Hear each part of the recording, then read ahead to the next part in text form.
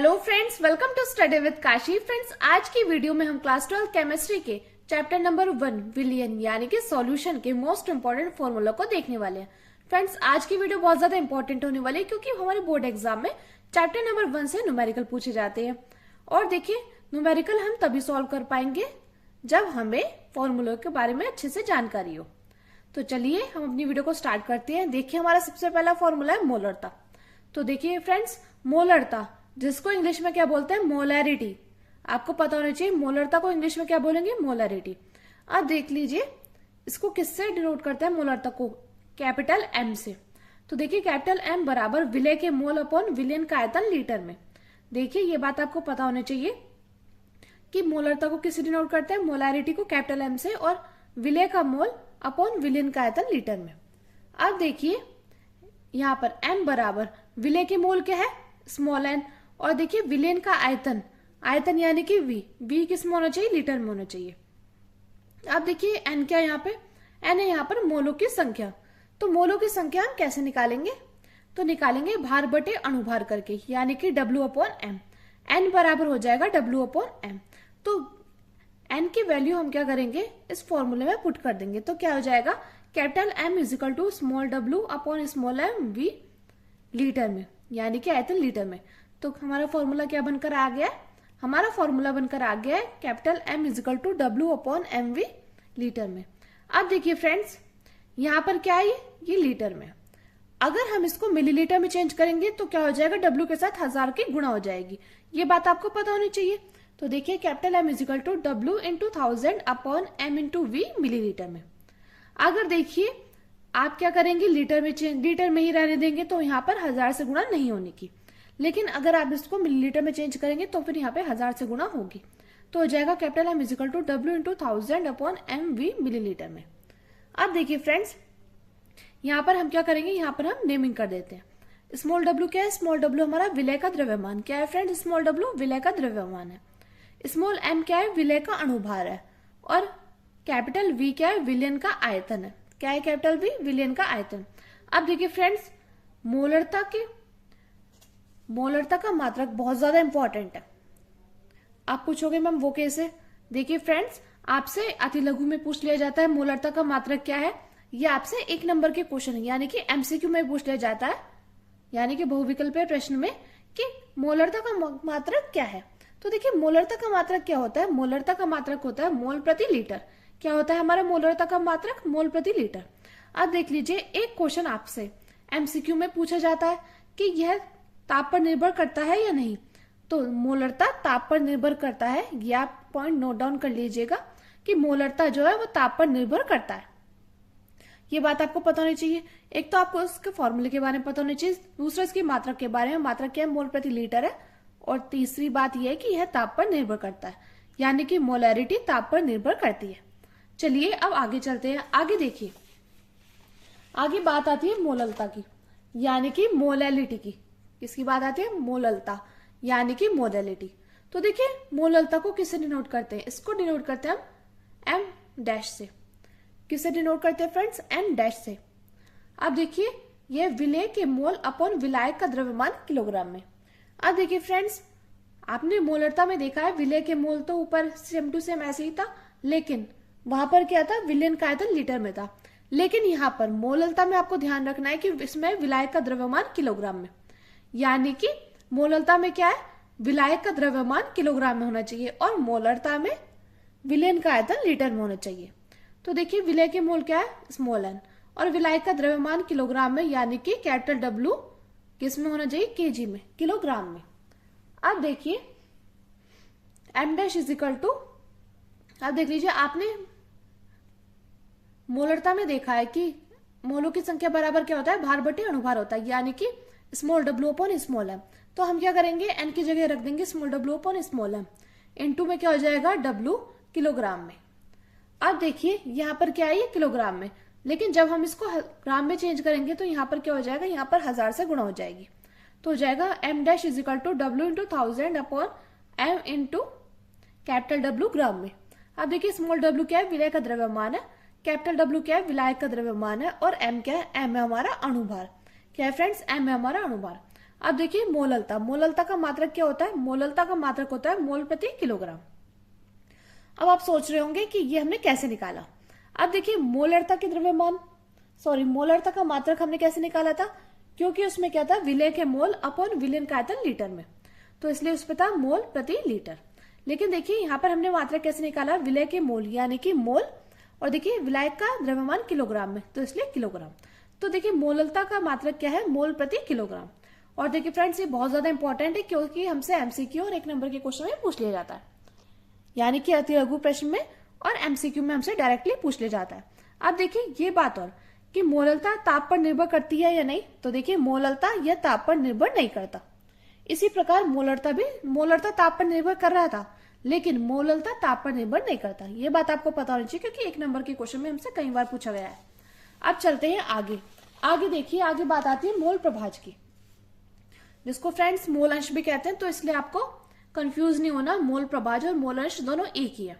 अब देखिए हमसे न्यूमेरिकल में पूछा जाता है कि मोल प्रभाज निकालिए, तो मोल प्रभाज निकालने के लिए हमें क्या दिया जाता है? हमें दिया जाता है, हमें 2 कंपाउंड दिए जाएंगे, यानी कि मान लीजिए एक क्या होगा? एक जल होगा। एग्जाम्पल के थ्रू समझिए कि एक जल होगा और एक क्या होगा? एक होगा अल्कोहल।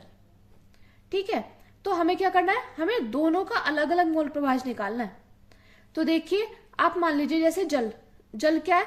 ए, और दूसरा कंपाउंड क्या है? अल्कोहल। अल्कोहल को मान लीजिए बी, तो देखिए हो जाएगा Na।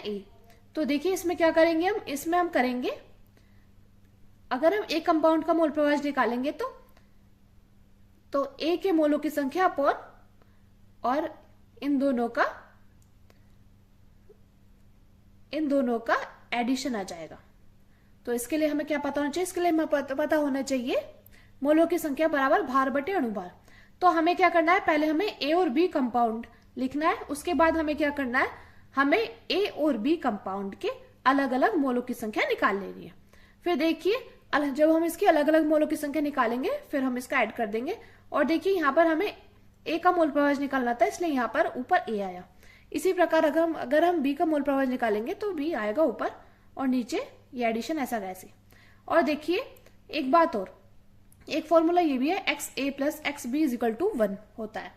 और देखिए तीसरी बात, यह ताप पर निर्भर नहीं करता, यानी कि आपको ये बात ध्यान रखनी है कि मोलरता ताप पर निर्भर कर रहा था, लेकिन मोललता और मोल प्रभाज ताप पर निर्भर नहीं करता। ये बात आपको पता होनी चाहिए क्योंकि डायरेक्टली हमसे 1 नंबर क्वेश्चन में पूछ लिया जाता है। अब देखिए बात आती है नॉर्मलता की, तो नॉर्मलता कैसे निकालेंगे? फ्रेंड्स इसको हम इंग्लिश में बोलते हैं नॉर्मेलिटी। क्या बोलते हैं? नॉर्मेलिटी। तो देखिए नॉर्मलता बराबर होता है विलय का ग्राम तुल्यांक अपॉन विलयन का आयतन। नॉर्मलता बराबर क्या होता है? विलय का ग्राम तुल्यांक अपॉन विलयन का आयतन। तो देखिए विलय का ग्राम तुल्यांक क्या होता है? Small w upon capital E। अब विलयन का आयतन क्या होता है? V लीटर में। तो देखिए ये क्या हो जाएगा? ये हो जाएगा हमारा N बराबर W upon E into V। अब हम इसकी नेमिंग कर देते हैं। E क्या है? E तुल्यांक की भार है, स्मॉल w विलय का द्रव्यमान है, और V क्या है? V हमारा आयतन है। चलिए अब आगे चलते हैं। आगे देखिए, आगे हमारा फॉर्मूला राउल्ट का नियम। तो देखिए फ्रेंड्स ये बहुत ज्यादा इंपॉर्टेंट है, राउल्ट का नियम। तो देखिए राउल्ट का नियम, तो राउल्ट के नियम का फॉर्मूला क्या होता है? P0 - PS upon P0 = X विलय। क्या होता है? P0 - PS upon P0 = X विलय। अब देखिए इसमें क्या है? इसमें वाष्प दाब में आपेक्षिक अवनमन। ये कैसे निकालेंगे? ये निकालेंगे P0 - PS upon P0 = X विलय, यानी कि हम कैसे निकालेंगे? राउल्ट के नियम से निकालेंगे। तो देखिए X विलय किसके बराबर हो जाएगा? ये हो जाएगा Na अपॉन Na + Nb, यानी कि इसका मोल प्रभाज। तो देखिए हम जानते हैं जो A के मोलों की संख्या है वो B के मोलों की संख्या से क्या है? छोटी है, यानी कि हम यहाँ पर क्या कर सकते हैं? हम यहाँ पर A के मोलों की संख्या के बराबर 0 भी रख सकते हैं। तो देखिए यहाँ पर आ जाएगा P0 - PS upon P0 = Na upon Nb। अब देखिए हमने पिछले में देखा था मोलरता में और मोललता मोल प्रभाज में कि मोलों की संख्या बराबर क्या होता है? भार बटे अणुभार। तो यहाँ पर हो जाएगा WA अपॉन MA, और यहाँ पर देखिए NB, तो यहाँ पर हो जाएगा WB अपॉन MB। तो जब हम इसकी मल्टीप्लाई करेंगे तो आ जाएगा WA upon WB into MB upon MA। तो देखिए ये हमारा फाइनल सूत्र निकल कर आ चुका है, किसके बराबर क्या है, ये है। अब चलते हैं आगे। आगे देखिए क्वथनांक में उन्नयन। तो देखिए ये बहुत ज्यादा इंपॉर्टेंट है, क्वथनांक में उन्नयन। इसके लिए आपको क्या पता होना चाहिए, इसके लिए आपको मोललता का फॉर्मूला अच्छे से पता होना चाहिए। तो क्वथनांक में उन्नयन क्या हो जाएगा, डेल्टा टीबी। क्वथनांक में उन्नयन को किससे डिनोट करेंगे, डेल्टा टीबी से, is equal to TB minus T zero. अब देखिए डेल्टा टीबी क्या है, डेल्टा टीबी किसके बराबर है, डेल्टा टीबी है के बी एम डैश के। तो देखिए फाइनल सूत्र जो आ जाएगा डेल्टा टीबी इजिकल टू के बी इन। अब देखिए हम जानते हैं हमारा मोललता का सूत्र क्या होता है, ये हमारा मोललता का सूत्र होता है। तो इसलिए फ्रेंड्स आपको इसके लिए क्वथनांक में उन्नयन के लिए मोललता का सूत्र पता होना चाहिए। ये हमारा फाइनल सूत्र निकल कर आ चुका है। अब हम इसकी नेमिंग करेंगे। W बराबर क्या है, विलय का द्रव्यमान है, M बराबर विलय का अणुभार है, कैपिटल W बराबर क्या है, विलायक का द्रव्यमान। अब आगे चलते हैं, आगे देखिए हिमांक में अवनमन। तो हिमांक में अवनमन निकालेंगे तो क्या हो जाएगा, डेल्टा टी एफ। हिमांक में अवनमन को किससे डिनोट करेंगे, डेल्टा टी एफ से डिनोट करते हैं। तो देखिए हो जाएगा delta T F is equal to T naught minus T F. अब यहाँ पे डेल्टा टी एफ क्या है, बराबर हो जाएगा एम डैश के एफ। अब देखिए एम डैश क्या है, मोललता है, और के एफ क्या है, के एफ है मोलल अवनमन स्थिरांक। तो डेल्टा टी एफ क्या हो जाएगा, W into 1000 upon M into capital W into K F. ये हो जाएगा हमारा हिमांक में अवनमन का सूत्र। अब चलते हैं फ्रेंड्स आगे। आगे देखिए ये हमारा लास्ट सूत्र है, परासरण दाब।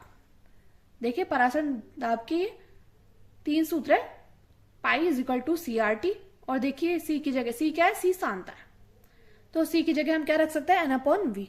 तो एक हो जाएगा pi is equal to C R T, एक हो जाएगा pi is equal to N upon V R T. और देख लीजिए हम क्या करेंगे, यहाँ पर हम एन क्या है, मोलों की संख्या, तो इसकी जगह हम रख सकते हैं डब्ल्यू अपॉन एम, यानी कि मोलों की संख्या बराबर क्या होता है, भार बटे अणुभार। तो W upon M into V into R T. ये हमारे ये 3 सूत्र है। देखिए जैसी कंडीशन आपको दी जाएगी न्यूमेरिकल्स में, उसके अकॉर्डिंग आप सूत्र को लगा दोगे। और देखिए फ्रेंड्स एक बात हो, यहाँ पर टी यानी कि अब हम इसकी नेमिंग करेंगे तो टी क्या है, ताप है। ताप किस में होगा, इसमें हमें केल्विन में कन्वर्ट करना है। ये बात आपको ध्यान रखनी है कि हमें सेंटीग्रेड में दिया जाएगा, तो हमें क्या करना है, सेंटीग्रेड में 273 जोड़ देना है, तो वो केल्विन में चेंज हो जाएगा। और आर क्या है, आर गैस नियतांक है, और सी क्या है, सी सांता है, तो सांता बराबर क्या है, एन अपॉन वी है। तो फ्रेंड्स ये थे हमारे चैप्टर नंबर 1 विलियन सॉल्यूशन के मोस्ट इंपॉर्टेंट फॉर्मूला। मैं उम्मीद करती हूँ आपको वीडियो अच्छी लगी होगी। अगर आपको वीडियो अच्छी लगी तो प्लीज हमारे चैनल को सब्सक्राइब कीजिएगा, वीडियो को लाइक शेयर कमेंट जरूर कीजिएगा, और एक प्यारा सा कमेंट जरूर कीजिएगा, क्योंकि आपका कमेंट मेरे लिए मोटिवेशन काम करता है। तो चलिए फ्रेंड्स आज की वीडियो बस इतना ही, मिलते हैं नेक्स्ट वीडियो में। Thank you, thanks for watching.